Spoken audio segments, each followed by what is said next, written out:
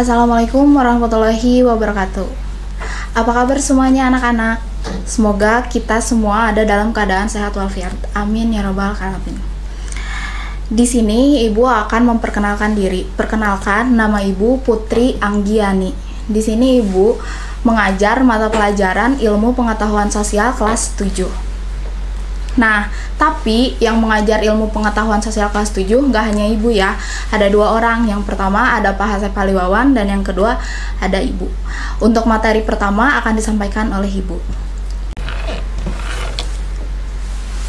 Nah, anak-anak sekalian, sebagai materi pertama kita perhatikan tayangan slide berikut ini. Bab 1, manusia, tempat, dan lingkungan. Ada 3 poin yang akan Ibu jelaskan. Yang pertama adalah pengertian ruang dan interaksi antar ruang. Yang kedua adalah letak dan luas Indonesia. Yang ketiga adalah tentang potensi sumber daya alam dan kemaritiman Indonesia. Pengertian ruang dan interaksi antar ruang. Ruang adalah tempat di permukaan bumi, baik secara keseluruhan ataupun hanya sebagian, yang digunakan oleh makhluk hidup untuk tinggal. Ruang tidak hanya sebatas udara yang bersentuhan dengan permukaan bumi, tetapi juga lapisan atmosfer terbawah yang mempengaruhi permukaan bumi. Setiap ruang di permukaan bumi memiliki ciri khas tertentu yang berbeda-beda antara suatu wilayah dan wilayah lainnya. Karakteristik inilah yang kemudian menciptakan keterkaitan antar ruang di permukaan bumi. Indonesia sebagai suatu wilayah di permukaan bumi yang juga memiliki karakteristik tersendiri yang berbeda-beda dengan wilayah lainnya. Interaksi antar ruang dapat berupa pergerakan orang, barang, informasi dari daerah asal menuju daerah tujuan. Pengertian interaksi menurut Bintarto 1987 merupakan suatu proses yang sifatnya timbal balik dan mempunyai pengaruh terhadap tingkah laku baik melalui kontak langsung ataupun tidak langsung. Interaksi terbagi menjadi 3 bagian, yaitu interaksi menurut pelakunya, yang kedua interaksi menurut sifat atau bentuknya, dan yang ketiga itu adalah interaksi menurut cara kontaknya. Interaksi menurut pelakunya itu terbagi menjadi 3. Ada interaksi antara individu dan individu, contohnya seorang siswa yang bercerita kepada teman sebangkunya. Sementara interaksi antara individu dan kelompok, contohnya seorang guru yang sedang menerangkan di depan kelas kepada siswanya. Dan yang ketiga adalah interaksi antar kelompok kepada kelompok, contohnya adalah seorang siswa yang sedang contohnya adalah sekelompok siswa yang mempresentasikan tugasnya di depan teman-teman sekelasnya. Yang kedua adalah interaksi menurut sifat dan bentuknya, itu terbagi menjadi 2, yaitu ada sifat asosiatif dan ada disosiatif. Asosiatif adalah interaksi yang mempersatukan, dan interaksi disosiatif itu adalah interaksi yang menimbulkan perpecahan. Dan interaksi menurut cara kontaknya itu terbagi menjadi 2, yaitu secara langsung dan secara tidak langsung. Kalau secara langsung adalah seseorang yang akan bertemu di suatu tempat, dan kalau interaksi secara tidak langsung adalah kita bisa membaca lewat berita, koran, ataupun televisi. Ada beberapa kondisi saling bergantung yang diperlukan untuk terjadinya interaksi keruangan, yaitu saling melengkapi, kesempatan antara, dan kemudahan transfer. Saling melengkapi ini adalah kondisi saling melengkapi ini terjadi jika suatu wilayah yang berbeda-beda komoditas yang dihasilkan. Misalnya wilayah A menghasilkan sayuran dan wilayah B menghasilkan ikan. Wilayah A butuh ikan, wilayah B butuh sayuran. Di situ akan terjadi interaksi jual beli atau aktivitas perdagangan. Kesempatan antara merupakan suatu lokasi yang menawarkan alternatif lebih baik sebagai tempat asal maupun tempat tujuan. Jika seseorang akan membeli suatu produk, maka ia akan memperhatikan faktor jarak dan biaya untuk memperoleh produk tersebut. Contohnya, wilayah A membeli ikan ke wilayah B, namun kemudian diketahui ada wilayah C yang juga penghasil ikan. Karena wilayah C jaraknya lebih dekat, dan ongkos transportasinya lebih mudah, para pembeli ikan dari wilayah A beralih menjadi ke wilayah C. Akibatnya, interaksi antara wilayah A dan wilayah B itu melemah. Yang ketiga adalah kemudahan transfer. Pengangkatan barang atau juga orang memerlukan biaya. Biaya untuk terjadinya interaksi tersebut harus lebih rendah dibandingkan dengan keuntungan yang diperoleh. Contohnya, seseorang akan menjual sayuran dari wilayah A ke wilayah B, namun jalan menuju wilayah B mengalami kerusakan sehingga tidak bisa dilalui. Akibatnya, orang tersebut tidak menjadi menjual sayuran ke wilayah B. Nah, untuk poin kedua tentang letak dan luas Indonesia, poin terbagi menjadi dua, yaitu pemahaman lokasi melalui peta dan letak dan luas wilayah Indonesia. Untuk pemahaman lokasi melalui peta, mari kita saksikan video pembelajaran berikut ini.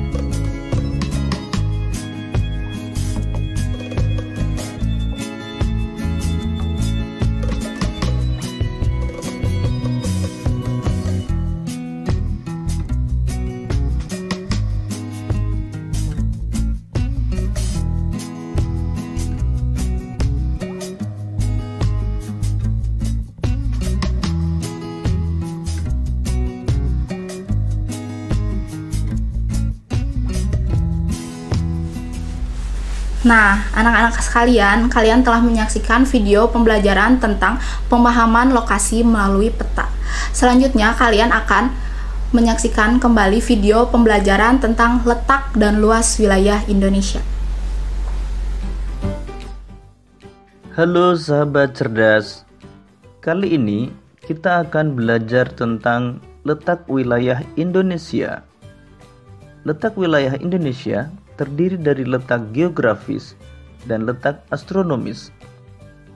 Selain itu, kita juga akan belajar tentang pengaruh letak geografis dan pengaruh letak astronomis Indonesia. Letak geografis adalah letak suatu daerah atau negara dilihat dari kenyataan di permukaan bumi. Letak geografis biasanya dibatasi dengan berbagai komponen alam yang ada di bumi, misalnya benua, samudera, gunung, dan gurun. Berdasarkan letak geografisnya, Indonesia terletak di antara dua benua dan dua samudera. Dua benua tersebut adalah benua Asia dan benua Australia. Sedangkan dua samudera yaitu Samudra Hindia dan Samudra Pasifik. Batas wilayah Indonesia. Sebelah utara, Indonesia berbatasan dengan Malaysia, Singapura, Laut Cina Selatan, dan Samudra Pasifik. Sebelah selatan berbatasan dengan Timor Leste, Samudra Hindia, dan Australia. Sebelah barat berbatasan dengan Samudra Hindia, dan sebelah timur berbatasan dengan Papua Nugini dan Samudra Pasifik. Letak astronomis. Letak astronomis adalah letak suatu wilayah berdasarkan garis lintang dan garis bujur. Garis lintang adalah garis khayal yang melintang di permukaan bumi dari barat ke timur. Sedangkan garis bujur adalah garis khayal yang menghubungkan kutub utara dan kutub selatan. Berdasarkan letak astronomisnya, Indonesia terletak di antara 6 derajat lintang utara sampai 11 derajat lintang selatan dan 95 derajat bujur timur sampai 141 derajat bujur timur. Pengaruh letak geografis Indonesia. Indonesia memiliki 3 iklim, yaitu iklim musim atau iklim muson, iklim tropis, dan iklim laut. Indonesia memiliki 2 musim. Kondisi cuaca di Indonesia dipengaruhi oleh angin musim yang berhembus tiap 6 bulan sekali. Hal tersebut menyebabkan Indonesia memiliki 2 musim, yaitu musim kemarau dan musim hujan. Indonesia memiliki keragaman budaya. Letak Indonesia yang berada di antara dua benua, yaitu benua Asia dan benua Australia, atau berada di cross position, menyebabkan Indonesia memiliki keragaman budaya berupa seni, bahasa, peradaban, dan agama. Wilayah Indonesia sangat strategis. Indonesia berada pada posisi cross position atau persilangan antara dua benua dan dua samudera. Hal ini menjadikan Indonesia dilalui jalur perdagangan internasional baik dari laut maupun dari udara. Indonesia memiliki keanekaragaman hayati yang melimpah. Letaknya yang berada di kawasan tropis membuat Indonesia kaya akan hasil hutan. Indonesia juga memiliki keanekaragaman jenis flora dan fauna yang tidak dimiliki oleh daerah lain. Pengaruh letak astronomis Indonesia. Berdasarkan garis lintangnya, Indonesia berada di wilayah dengan iklim tropis. Hal ini menyebabkan Indonesia memiliki curah hujan yang tinggi, terdapat hutan hujan tropis yang luas, sinar matahari sepanjang tahun, dan kelembapan udara yang tinggi. Berdasarkan letak garis bujurnya, Indonesia memiliki 3 daerah waktu, yaitu waktu Indonesia bagian barat, waktu Indonesia bagian tengah, dan waktu Indonesia bagian timur. Demikian tadi materi tentang letak wilayah Indonesia berdasarkan letak geografis dan letak astronomis. Semoga video ini memudahkanmu dalam memahami materi tentang letak wilayah Indonesia dan pengaruhnya. Sampai jumpa dan Oke anak-anak, kalian setelah menyaksikan video pembelajaran tentang letak dan luas Indonesia, kita langsung ke poin terakhir, yaitu poin ketiga tentang potensi sumber daya alam dan kemaritiman Indonesia yang terbagi menjadi 2 poin. Poin pertama adalah potensi sumber daya alam Indonesia dan poin kedua adalah potensi kemaritiman Indonesia. Potensi sumber daya alam Indonesia terbagi menjadi 2, yaitu potensi sumber daya hutan dan potensi sumber daya tambang. Sementara potensi kemaritiman Indonesia terbagi menjadi 3, yaitu ada perikanan, hutan mangrove, dan terumbu karang. Untuk lebih jelasnya, anak-anak kalian bisa baca di buku IPS kelas 7 halaman 22 sampai 37. Baik anak-anak, setelah kalian mengikuti pembelajaran hari ini, jangan lupa kalian kerjakan tugas yang ibu berikan ya. Lalu jangan lupa juga kalian kerjakan aktivitas halaman 16 dan aktivitas individu halaman 20 di buku IPS kelas 7. Jangan lupa, jika tugasnya udah selesai, kalian kirim melalui WhatsApp grup. Sekian pembelajaran hari ini. Tetap jaga kesehatan dan kebersihan. Wabillahi taufiq wal hidayah. Assalamualaikum warahmatullahi wabarakatuh.